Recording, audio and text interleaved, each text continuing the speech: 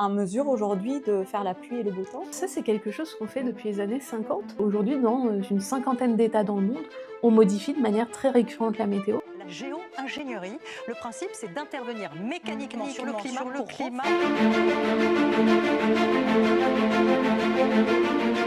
Imaginons le gouvernement américain décide de mettre en place un dispositif de géo-ingénierie, on ne pourra rien faire. Le système pourrait même être déployé sur le territoire des États-Unis.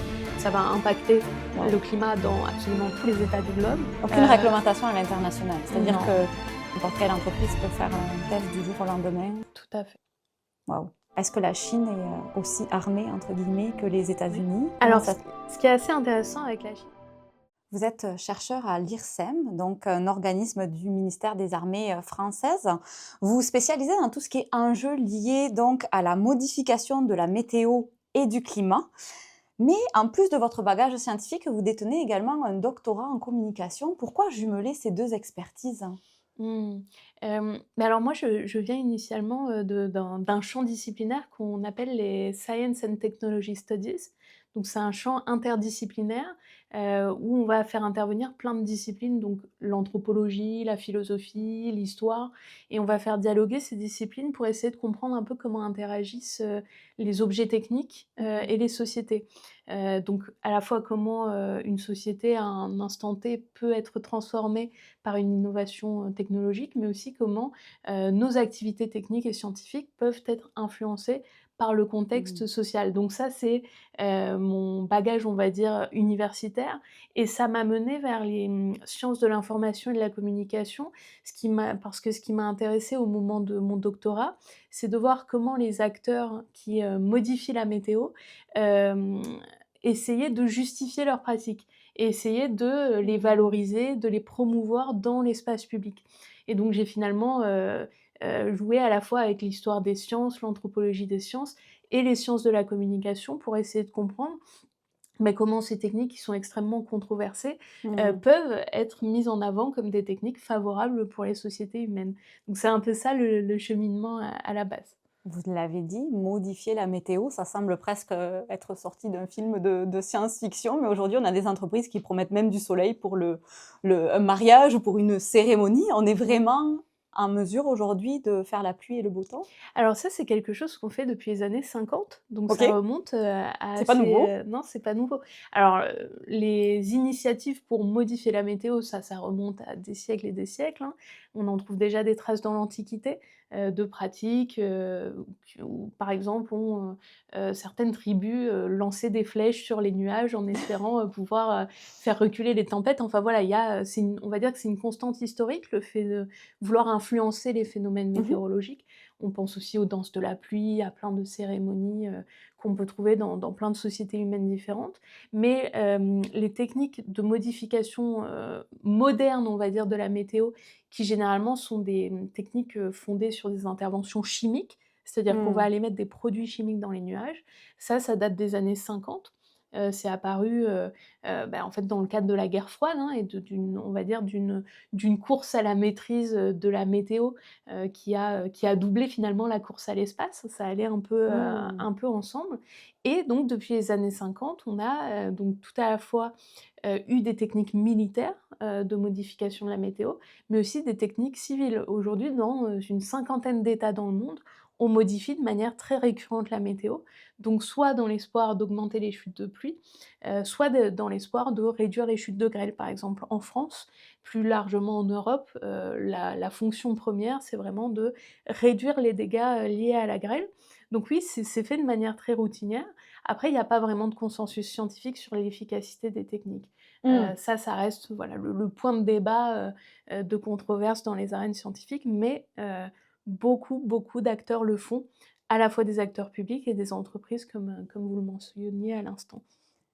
J'ai une petite anecdote là-dessus. Dans mon Oui. adolescence, en effet, les canons anti-grêle, c'était quelque chose qui rythmait beaucoup l'été, les médias, Ouais. en fait, avec ces fameuses guerres un petit peu entre les vignobles et les terres Mmh. agricoles, parce que voulant protéger les vignes, on balançait donc ces fameuses fusées Oui. anti-grêle.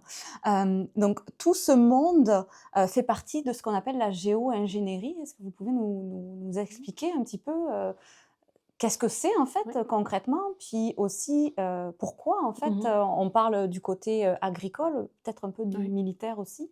bien sûr. Quelles sont les raisons, Alors, on va dire qu'il y a 2 grandes familles de techniques, qui visent à modifier l'atmosphère.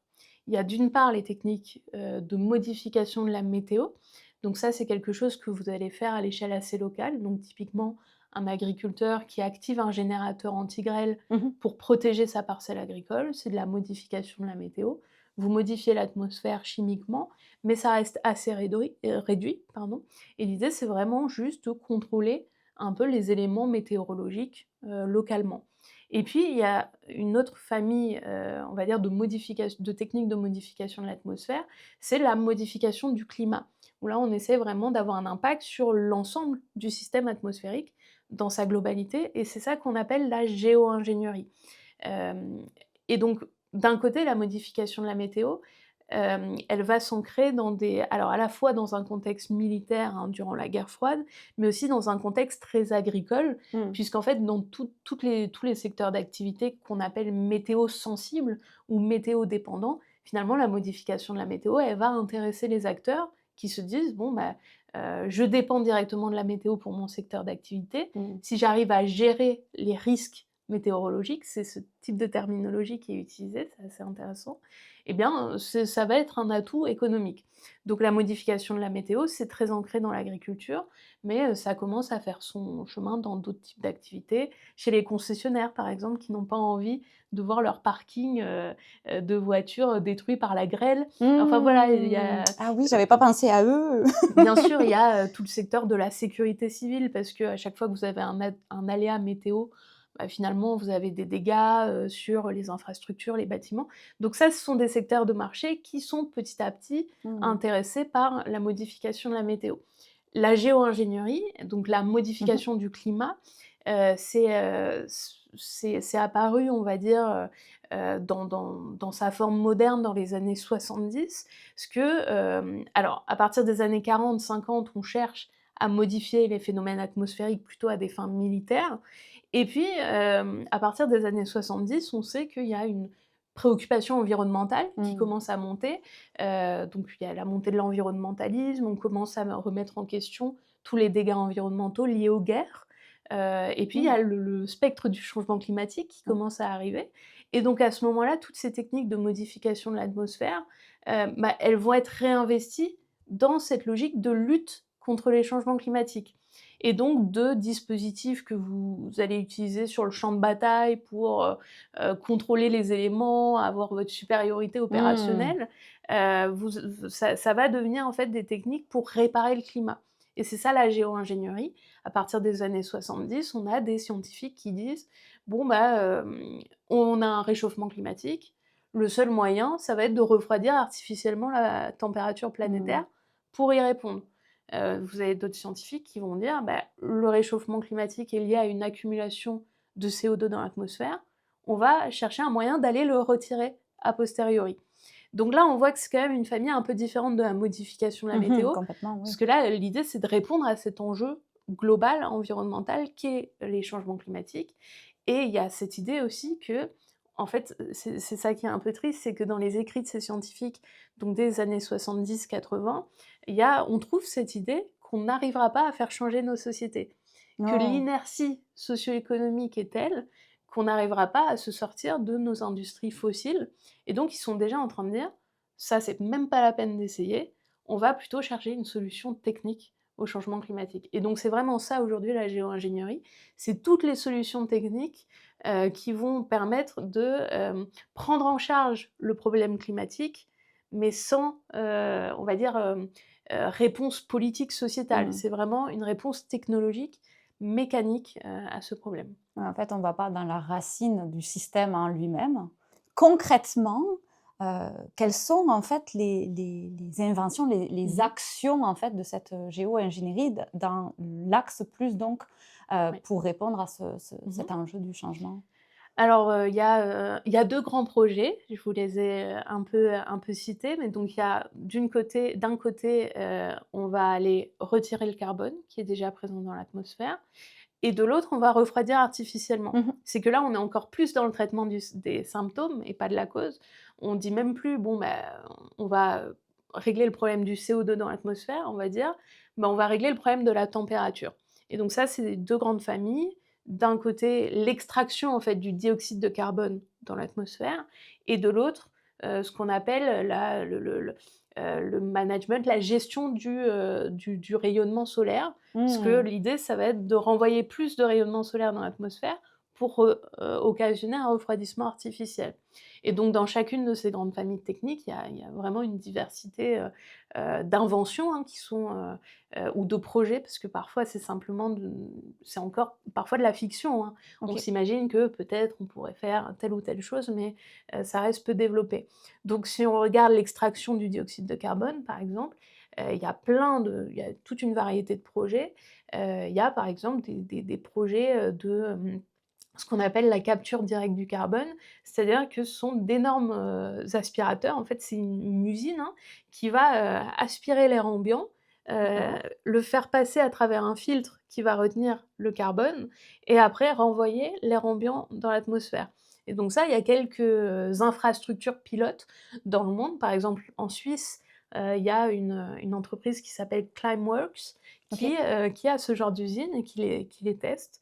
Mais bon, vous vous en doutez bien, c'est très énergivore. Donc C'est ça, donc en fait, au final, ça, il y a voilà, un petit peu d'ironie derrière ça? exactement. Pour l'instant, on émet plus de carbone à faire fonctionner l'usine qu'on en retire de l'atmosphère et ça, c'est extrêmement important, de se dire, en fait, on pourra alors vous imaginez le nombre d'usines qu'il faudrait pour retirer la Mmh. quantité de carbone qui est en surplus dans l'atmosphère. En fait, on n'y arriverait pas. Il y a eu plein d'autres projets, hein. Il y a des projets qui visent à, augmenter la capacité des océans à capturer le carbone. On sait par exemple que si on rajoute un peu de fer dans l'océan, ça va, stimuler la croissance de certains phytoplanctons qui, OK. se nourrissent du CO2, donc ça permettrait, d'équilibrer les choses. Mais pareil, on a, en fait beaucoup d'incertitudes sur, les effets que ça peut avoir sur la C'est ça, biodiversité. parce qu'il y a un revers aussi à ça. Si on Voilà. pousse d'un côté, il y a une balance à un moment donné. Tout à fait et puis, on sait que plus l'océan absorbe de carbone, plus il s'acidifie. Donc ça, c'est un gros Mmh. problème aussi pour la biodiversité. Voilà et puis après, il y a des projets, qui visent à augmenter la capacité des sols ou des arbres, en fait, à absorber le carbone. Donc on va reforester, faire ce genre de choses. Et puis côté refroidissement, artificiel, donc là, pareil, il y a une très grande variété de techniques. La plus, médiatisée et celle qui est la plus on va dire explorée par Mmh les mh. les les les sphères, scientifiques, c'est ce qu'on appelle, l'injection d'aérosols dans la stratosphère. C'est-à-dire que, vous allez, mettre alors généralement c'est du soufre, dans la stratosphère. C'est une histoire assez marrante, mais on s'est rendu compte, que les politiques de lutte contre la pollution de l'air, avaient tendance à exacerber le réchauffement climatique. Parce que quand vous Mmh. enlevez des particules de soufre de l'atmosphère, vous enlevez des particules qui en fait ont un effet réfléchissant. C'est-à-dire que, il y a le rayonnement solaire qui entre dans l'atmosphère et une partie rebondit sur ces Mmh. particules de soufre, repart dans l'espace et ça a un effet refroidissant. Donc ça compense une partie du changement climatique. Ce qui veut dire que si vous faites des politiques de lutte contre la pollution de l'air, vous enlevez des particules réfléchissantes, et donc vous accélérez en fait, ou c'est plutôt que vous enlevez un effet qui compensait Mmh. le réchauffement climatique.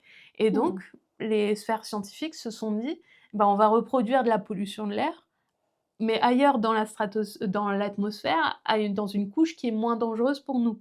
Donc on va mettre Mmh. ça dans la stratosphère et pas dans la troposphère. Hem et ça, en fait, c'est extrêmement, incertain comme technique, parce que ça voudrait dire que vous diffusez des particules de soufre, donc qui vont se diffuser, un peu partout autour de l'atmosphère pour faire comme une sorte de miroir. Mais qui vont retomber? Ça forcément, il y a un risque que ça retombe. On sait que le soufre, ça c'est, en fait, c'est de l'acide sulfurique, hein, qui va retomber sous forme de pluie potentiellement. On sait que le soufre a un effet très néfaste, sur la couche d'ozone. Mmh. Et puis, on va jouer en fait finalement avec les échanges thermiques qui ont un effet sur les pluies. donc sur les régimes de précipitation, sur l'ensoleillement à certains endroits, sur finalement les écosystèmes, les plantes, la manière dont elles font la photosynthèse. Et puis, ce qui est le plus préoccupant peut-être, c'est que en fait, en jouant comme ça avec les températures, vous vous rendez dépendant d'un système Mmh. technique, et le jour où il ne fonctionne plus, vous allez interrompre de manière extrêmement brutale un refroidissement artificiel qui, par exemple, aura compensé 15 ans de réchauffement, Mmh. et ces 15 ans de réchauffement, vous allez vous les prendre dans la figure en 1 an, 2 Ouais. ans. Donc les capacités d'adaptation de nous, nos sociétés, nos écosystèmes seraient mises à très rude épreuve.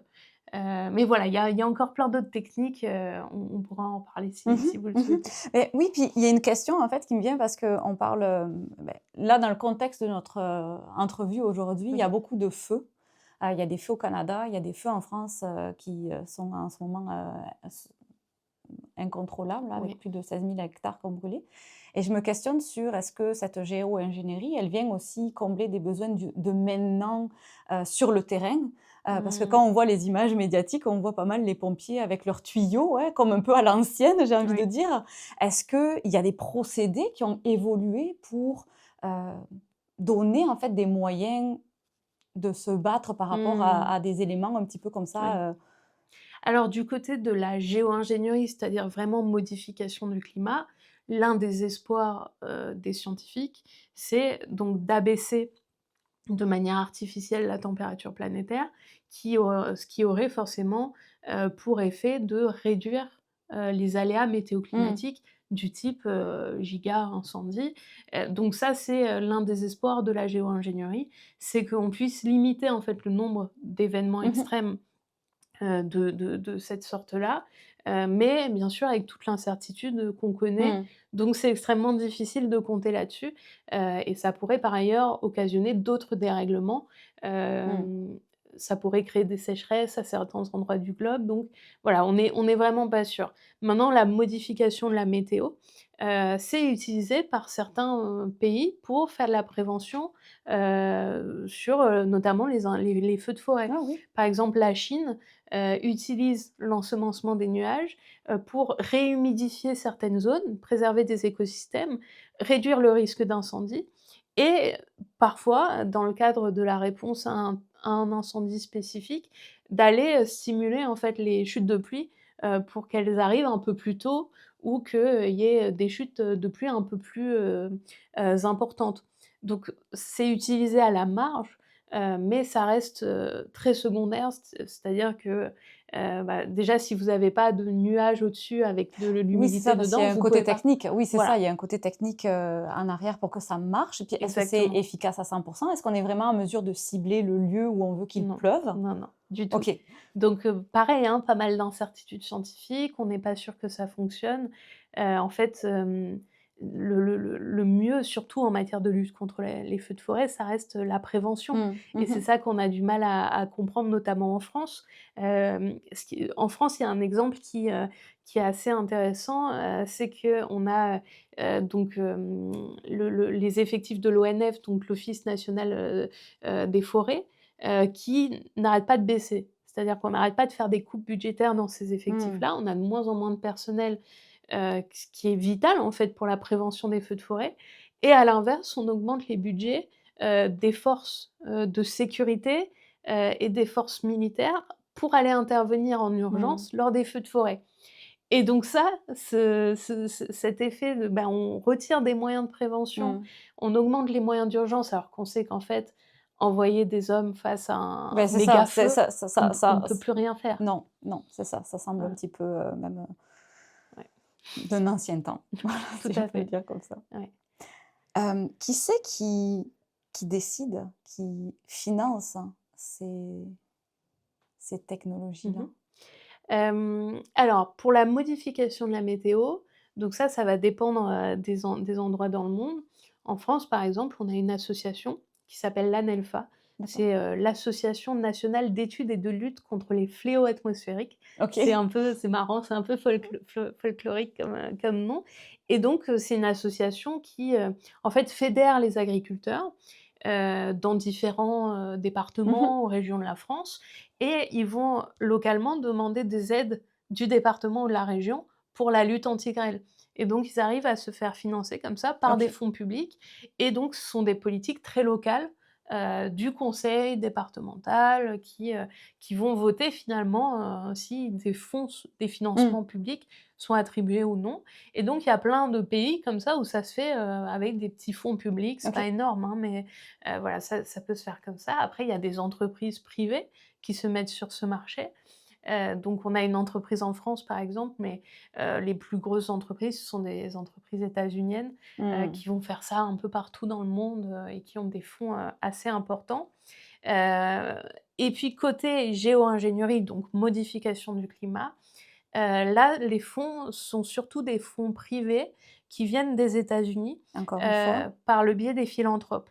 Mmh. Donc type Bill Gates, ce genre de personnages-là qui ont donc une fortune absolument Mmh. immense et qui, via des fondations, privées ou des ONG, vont, diffuser en fait des financements, à des projets de recherche en géo-ingénierie.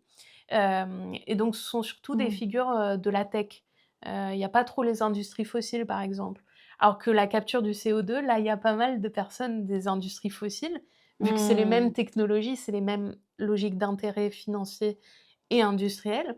Par contre, côté refroidissement artificiel, là, c'est plutôt les figures de la tech, Mmh. qui espèrent aussi pouvoir préserver, à la fois leur fortune actuelle et leur marché, mais aussi ouvrir de nouveaux marchés, secteurs de marché qui sont fondés sur l'innovation technologique. Mmh. Donc c'est dans leur intérêt directement de financer ça. Donc financement privé, hein, très majoritairement. Après, qui décide? Pour l'instant, on n'a aucune réglementation sur le sujet, donc Aucune heu, réglementation à l'international. C'est-à-dire non, que n'importe quelle entreprise peut faire un test du jour au lendemain sur ouais, tout à fait. waouh. Il y a eu, quelques précédents qui ont montré que, voilà, souvent les entreprises vont quand même, ben, alors en fait, ça dépend. Il y a un précédent, il y a une entreprise qui s'appelle Make Sunsets, donc Oh! littéralement faire des couchers de Oui, soleil, oui. ce qui est, le principe de la géo-ingénierie solaire. C'est finalement enlever Mmh. une partie du rayonnement solaire pour refroidir la planète, donc vraiment on fait se coucher une partie du soleil finalement.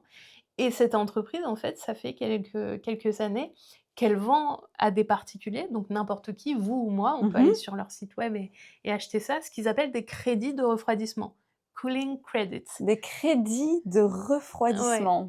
Et donc, en fait, vous achetez, tant de crédits de refroidissement sur leur site, ce qui équivaut à une certaine quantité de soufre qu'ils vont aller mettre dans l'atmosphère avec leur ballon météo. Et ils vendent ça à n'importe qui. Encore une fois, vous pouvez tout à l'heure aller sur leur site et acheter ça. Et eux, ils ont commencé à faire ça au Mexique, et Mmh. le Mexique a dit: «Non, vous ne ferez pas ça sur notre territoire», et il y a eu le premier précédent de, prohibition sur un territoire national. Le Mexique a dit: «Non», et donc cette entreprise est repartie, sur le territoire des États-Unis. Je ne sais plus dans quelle région exactement, mais ils continuent de le faire, et donc ça, c'est un outil assez intéressant où on sait que, bah, au moins les États peuvent quand même prohiber sur leur propre territoire, ce type d'expérimentation.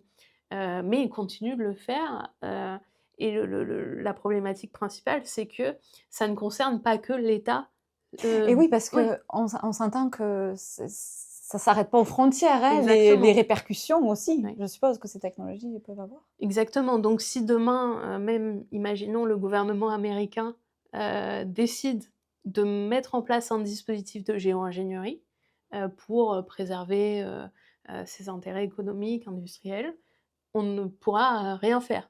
Le système pourrait même être déployé, sur le territoire des États-Unis. Ça va impacter le Waouh, climat dans absolument tous les États du globe, et vous ne pourrez rien faire. c'est effrayant. C'est effrayant, surtout quand on voit, malheureusement la tournure politique, Mmh. aux États-Unis, c'est effrayant, oui. Est-ce que la Chine est, aussi «armée» entre guillemets que les Oui. États-Unis? Comment Alors ça ce qui est assez intéressant avec la Chine, c'est que alors les États-Unis, c'est vraiment les leaders dans le domaine OK. de la Mmh. géo-ingénierie solaire. C'est-à-dire, encore une fois, C'est notre ça, refroidissement. solaire. Et puis j'avais une question par Oui. rapport à ça d'ailleurs aussi, parce que dans votre livre, mais aussi dans d'autres choses que j'ai lues, je trouve assez passionnant tout le rapport qu'on a avec le soleil, hein. Il y a une question presque éthique de savoir à qui il appartient, parce que tout le monde veut le toucher. Mais Mmh. euh, je me questionnais sur les tempêtes solaires. Mmh. Et en entendant ce que vous me dites, que la big tech est pas mal en arrière de tout ce qui est investissement d'une certaine partie de la géo-ingénierie, je me questionne sur le lien qu'il peut y avoir avec cette peur du blackout. Là, on nous en a beaucoup parlé dans les dernières Oui. années. Il y en a eu un en Espagne. Oui. C'est assez effrayant d'un point de vue utilisateur de toutes ces Mmh, technologies, mmh, parce mmh, qu'aujourd'hui, on mmh. a un monde qui est hyper connecté, mais aussi d'un point de vue économique, parce que c'est surtout ça que les compagnies américaines ont peur aujourd'hui. Oui. Est-ce que c'est une des raisons pour lesquelles elles investissent autant dans dans ces Mmh. Alors je suis pas sûre, je j'ai Oui, pas oui. investigué cette question précisément. J'ai l'impression que vraiment la motivation première, c'est de concilier la réponse au changement climatique avec la préservation des intérêts économiques actuels. Mmh. Et il y a un peu ce truc qu'on voit beaucoup, on voit, une multitude de récits, sur un peu la fin du monde, le monde d'après du changement climatique. Tous ces Mmh. récits un peu apocalyptiques, ce qu'ils nous montrent, c'est qu'on a plus de facilité à imaginer la fin du monde que la fin de la croissance économique. Et ça, c'est Mmh. assez structurant dans ces milieux-là où, on n'imagine pas dans la Silicon Valley, ralentir la croissance, ralentir l'extraction des ressources, naturelles.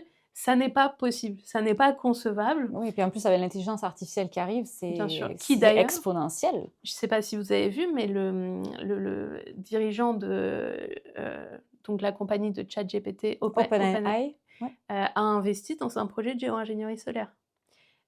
Pour quelle raison? En partie, alors, encore une fois, parce que c'est toujours la préservation des mêmes intérêts économiques Mmh. et ces logiques d'innovation qui font un emballement du marché Ouais. perpétuel, hein, mais aussi parce qu'il y a tout un marché qui va s'ouvrir par rapport à la géo-ingénierie sur l'automation. Parce que vous n'allez pas être constamment en train de contrôler les paramètres climatiques, contrôler les injections. Ça, c'est absolument Mmh. terrifiant, mais l'idée, ce serait, in fine, qu'on mette de l'intelligence artificielle dans la gestion, du système climatique. Hem, De voilà. créer la météo soi-même, on devient un peu un homme-dieu, là. Ça paraît complètement, Beh, si on regarde dans la modification de la météo, c'est déjà le cas. On a une entreprise en France qui, en fait, vous vend un logiciel avec c'est assez marrant, quand vous voyez sur leur site, on voit un agriculteur avec une tablette, une carte interactive, donc finalement des nuages qui sont juste au-dessus de sa parcelle d'accord. agricole. Et en fait, ce qu'ils vendent, c'est un système d'algorithmes, donc c'est pas vraiment de OK. l'IA, au sens pur, du terme, mais un système d'algorithme qui dit à l'agriculteur exactement quand est-ce qu'il doit, mettre des produits dans le nuage pour éviter les chutes de grêle. Donc en fait, il y a des connivences d'intérêts, entre tout, ce côté, développement d'algorithmes, donc tout le numérique et le contrôle de C'est ça. l'atmosphère qui sont en train de vraiment de S'interrelier, en fait. ouais, Et pour prendre votre exemple de l'agriculteur là qui décide ouais. d'envoyer, je ne sais quoi, dans le ciel, c'est quoi les répercussions pour les humains? Puis pour je pense aussi aux animaux? Mmh. Alors ça va dépendre de ce qui est envoyé Ouais. dans les nuages. Généralement, il y a 2 principales, substances. Soit c'est du sel, vraiment comme du sel de OK. cuisine, parce que vous savez, ça va accélérer la condensation des gouttes d'eau. Mmh. Quand vous envoyez du sel, ça condense autour. Et donc ça, bah, le sel, c'est pas terrible quand même, hein, pour, les sols, mais c'est envoyé en très faible quantité, donc généralement les acteurs disent que c'est pas envoyé en assez grosse quantité pour, faire des dommages, ça reste à voir. Qui donne ces doses? Est-ce que c'est les mêmes compagnies qui font Tout à les fait. ah OK. Ouais. Excusez-moi, Voilà. ça annule un petit peu, Et c'est exactement pareil pour l'autre substance qui, elle, est un peu plus inquiétante, c'est l'iodure d'argent. Mmh. Donc c'est ça qui est le plus souvent utilisé, pour la lutte anti-grêle. Parce qu'en fait, l'iodure d'argent, ça a une structure, chimique similaire à celle de la glace. Et D'accord. donc quand vous mettez ça dans le nuage, finalement, vous allez avoir plus de petits noyaux de glace dans le nuage et comme vous en avez plus, ils vont être plus petits, parce qu'ils vont absorber Mmh. chacun moins d'eau et ça vous fait des grêlons, plus petits qui vont, faire moins de dégâts et voire même parfois qui vont fondre, totalement avant de toucher le sol et ça, le iodure d'argent, il y a quand même des controverses, pour, notamment l'impact que ça peut avoir, sur la santé des micro-organismes. C'est pas terrible, les premières études en écotoxicologie montrent que, bah, les micro-organismes qui sont présents dans les sols et dans les eaux en souffrent, ont tendance à avoir une espérance de vie moins élevée, sont en moins bonne santé. Il y a pas encore assez de données sur, l'impact que ça va avoir sur les populations de poissons, ce genre de choses. Mmh. Mais, ce qui est préoccupant avec cette substance, c'est que, bah, pareil, les acteurs du milieu ont fixé des seuils, OK.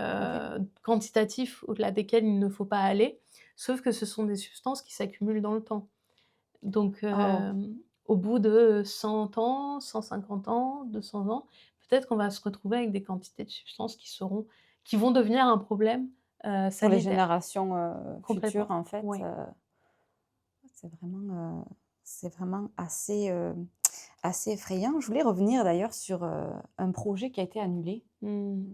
le fameux SCOPEX, Ouais. qui a été initié par Harvard. Mmh mh Puis mh. vous mentionnez tout à l'heure qu'il y avait, des certaines entreprises qui allaient le faire sur d'autres, États que les leurs. Puis Ouais, c'était le cas, de ce tout à fait. projet-là qui a été, planifié pour, je crois que c'est la Suède, c'est ça? Oui, tout à fait. Puis qui a été annulé parce qu'une des craintes donc c'était une expérience pour tester un bouclier solaire Oui. atmosphérique, c'est ça? Donc dans le même, idée de réchauffement, de C'est exactement le procédé dont on parlait, l'injection OK. d'aérosols dans la stratosphère. Et une des craintes qui a été énoncée donc, pour, l'annulation, c'était d'ouvrir la porte à une manipulation climatique à grande échelle. Ouais. Donc on a déjà mentionné que, il y avait il y avait pas vraiment de règles internationales. Mmh mh. Est-ce qu'il y a des pays qui sont ciblés par rapport à certaines technologies qu'on va tester? Est-ce qu'il y a des zones de test dans le monde? Mmh. Alors, pas à ma connaissance et c'est un excellent exemple Scopex parce que ça montre, un point assez intéressant, c'est qu'on a ça reste quand même la communauté scientifique. À la Mmh. base, Scopex, c'est rattaché à une université. Oui. Ils ont eu, des problèmes d'acceptation publique, hein, ils ont arrêté. Mmh. C'est-à-dire que la population locale, le A dit peuple non, sami, a puis dit non. Ils se sont retirés. Ils voulaient faire un test de vol de ballon, c'est-à-dire que mmh. le test, c'était pas encore diffuser des produits chimiques, c'était juste voir comment le ballon météo, allait fonctionner.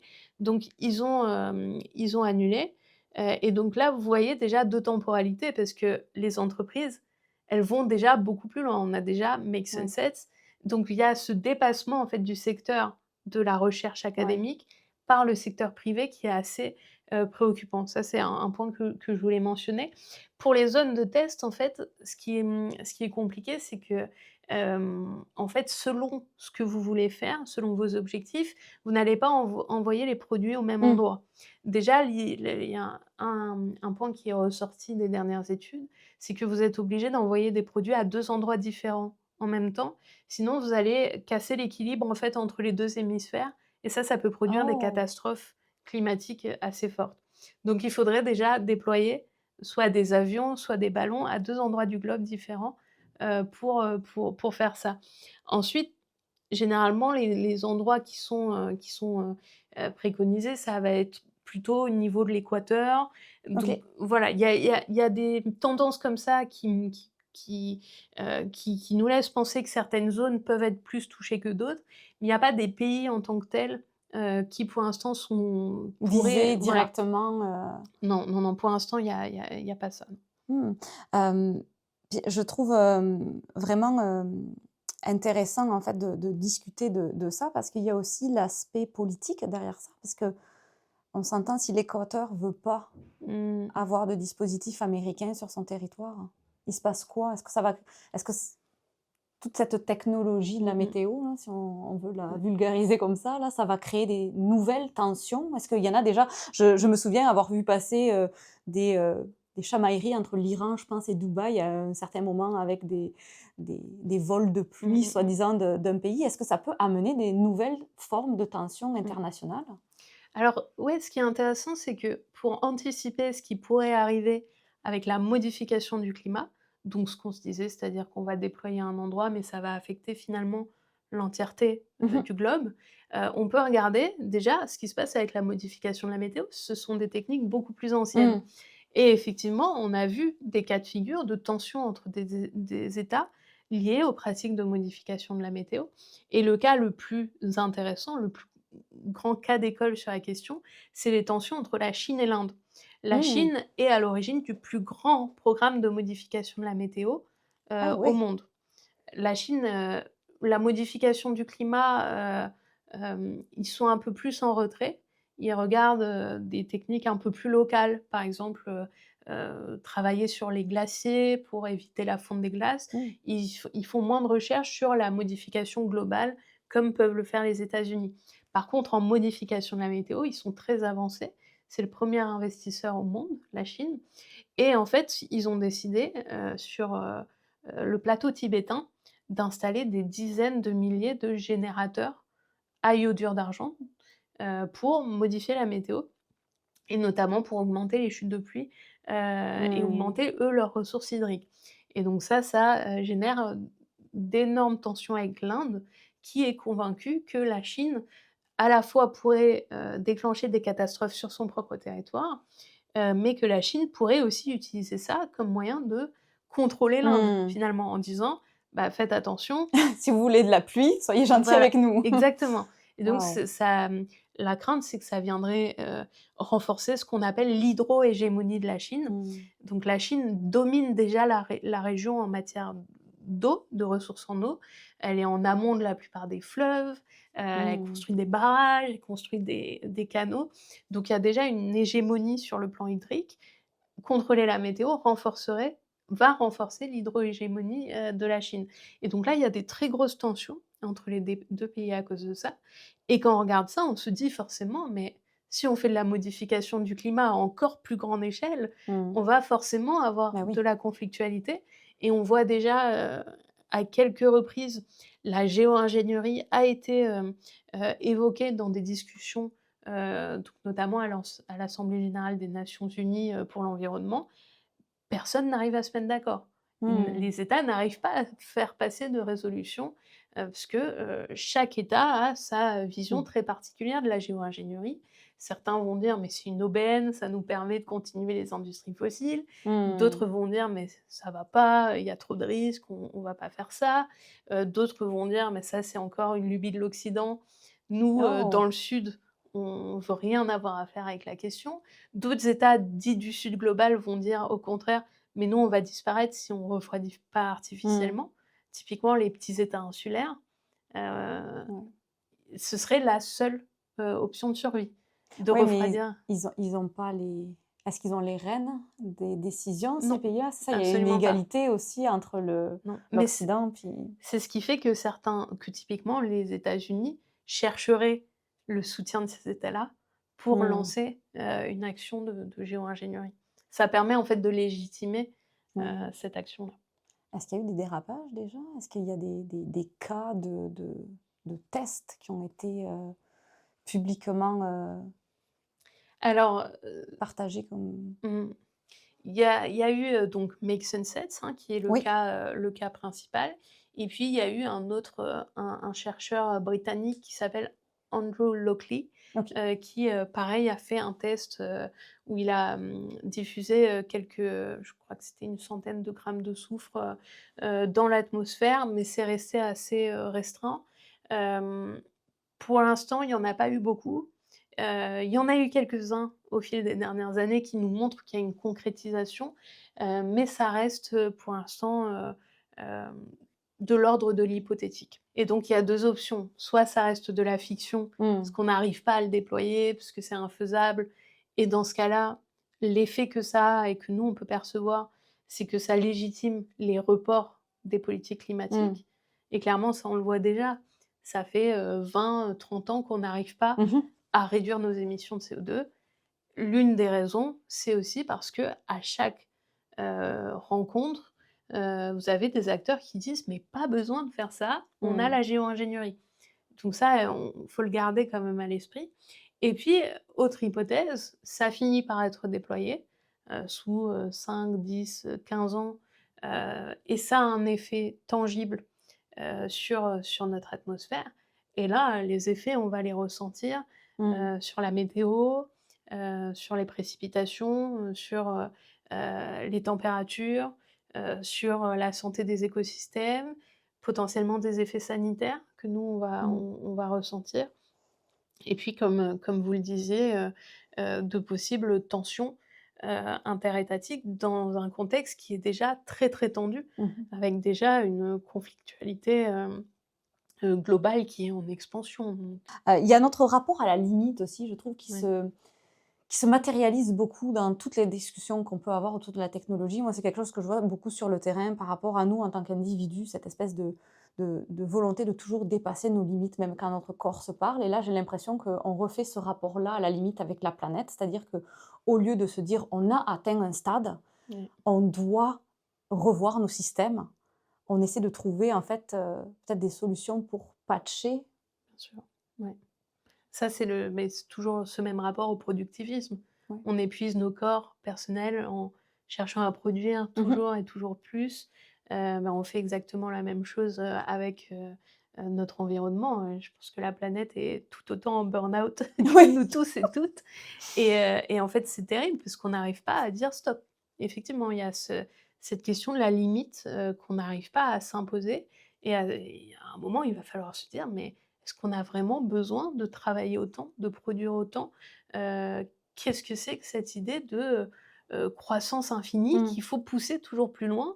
Est-ce qu'on n'a pas envie de vivre, sereinement, en paix avec soi-même, avec notre environnement? Et ce travail-là, on n'arrive pas à le faire parce que, en grande partie, on est, un peu, enfin, on nous force la main. Il y a des Mm. intérêts économiques, dont on n'arrive pas à se défaire et tant que on va dire que ces industries et ces monstres économiques, continueront d'imposer, leurs lois, malheureusement, on continuera de, puiser, jusqu'à la dernière ressource, de notre planète et ça, c'est absolument, tragique, effectivement. Oui, puis en plus de savoir, après avoir discuté puis lu votre livre qui est un vrai bijou que je recommande vraiment, Merci, hem, de savoir que c'est encore les mêmes entreprises en fait qui sont en bien sûr. arrière de Mmh. ces technologies qui nous ont déjà mis dans les mains Ouais, des appareils qui poussent certains comportements. bien sûr. C'est légitime, hein, d'avoir un petit peu de crainte sur qu'est-ce qu'ils seraient en mesure de faire avec, Ouais. le climat, puis les répercussions que la civilisation va Mmh. avoir à subir, en Mmh fait, mh hein. Je mh. pense au film, Don't Look Up, cette fameuse histoire, de milliardaire, en fait, qui dit Ouais, qu'il va sauver tout le monde, puis il se loupe mmh, complètement, mais lui, c'est pas grave, il avait déjà un plan B, puis toute la civilisation bien paye. sûr. Puis j'ai l'impression on est dans de la fiction, mais pas tant que ça, en fait, Ouais. en ayant cette Mmh discussion mh avec vous mh. aujourd'hui. Mais bien sûr et ce parallèle, il est intéressant aussi parce qu'on a encore une fois affaire à des figures toutes Ouais. puissantes de milliardaires qui cherchent à nous rendre dépendants Mmh mh. d'un système Mmh. technique, qui alimente leur, business finalement et c'est exactement pareil que les téléphones. Ouais. On n'est pas, accro comme ça au téléphone pour rien, c'est parce qu'il y a un intérêt économique à nous rendre dépendants Mmh mh. à cet appareil et et en fait ça, c'est en train d'être globalisé et c'est en train de structurer notre rapport à notre atmosphère cette Mmh. fois. L'idée, c'est de rendre notre atmosphère dépendante de leur système technique. D'organisation, en fait, ouais. Exactement et donc et effectivement, c'est cette question de la dépendance aux systèmes sociaux, techniques, Mmh mh. qu'il faut questionner et il faut remettre ça dans un contexte réaliste de mais à qui est-ce que ça sert, Mmh mh. tout ça? Oui, toujours poser la Ouais. question de qui, oui, tout à Qui fait. profite Qui du crime? profi exactement, exactement. En tout cas, merci beaucoup, Merci d'avoir à vous. été, avec moi aujourd'hui pour discuter de cette espèce d'enjeu Ouais, qui est, vraiment, à la fois fascinant et très effrayant. ouais, Et merci aussi pour ce que vous faites, hein, de le communiquer parce que je pense qu'on a vraiment intérêt à en parler de plus en plus, dans nos sociétés, mais aussi, dans nos maisons. mmh Merci mh. beaucoup. Merci à vous. Cet épisode vous a inspiré ou alerté sur un enjeu important? abonnez-vous pour écouter nos prochains épisodes. Et n'oubliez pas de liker et nous laisser un commentaire sur vos impressions. Les algorithmes adorent ça. C'est la meilleure façon aussi de nous aider à faire voyager notre contenu au plus grand nombre et créer un changement dans notre société.